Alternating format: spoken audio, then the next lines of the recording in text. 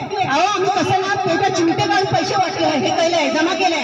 मी स्वतः 7.5 मला माहिती मी कसं कसं करून दिलेलं आहे.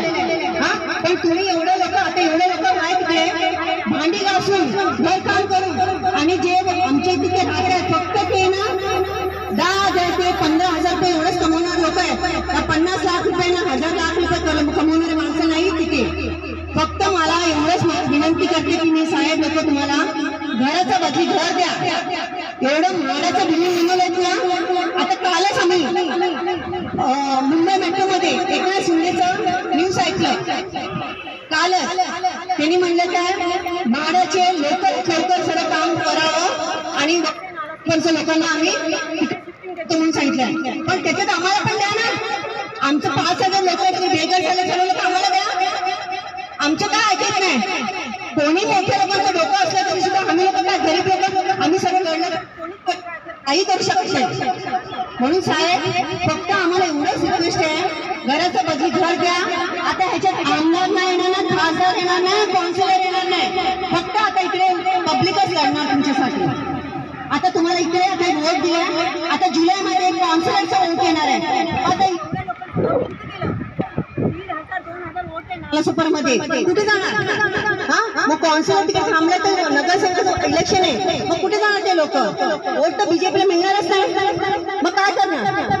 आता एकदा दिलं, एकदा आता आमदाराचं इलेक्शनसाठी लोकांनी दिवस राजन नाईकला जिंकून आणलं.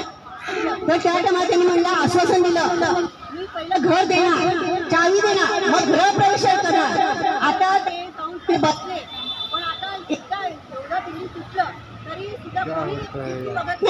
आमदार बघत नाही. आता 18 बिल्डिंग तुटले म्हणजे काय झालं? हा फक्त येऊन बघा. तुमचे पण बायको पोरं असतील ना साहेब, फक्त येऊन बघा. तसं नाही मला, फक्त तुम्ही घराचा बदली घर द्या आणि मोदी साहेबांना येऊन गरीबों को घर दो, घर बचाओ. हम लोग को कुछ नहीं चाहिए, घर का बदली घर दो. इतने मेरा रिक्वेस्ट है, विनंती करती हूँ आप सब लोगों को. जय हिंद, जय महाराष्ट्र.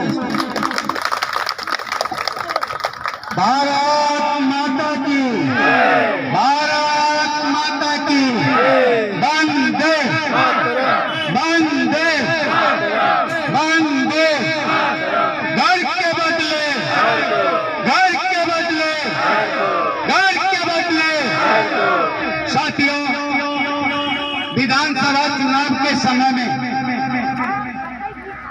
आमदार हो, खासदार हो या भाजपा के कार्यकर्ता हो, सभी ने जनता में जाकर के कहा हम लाडली बहन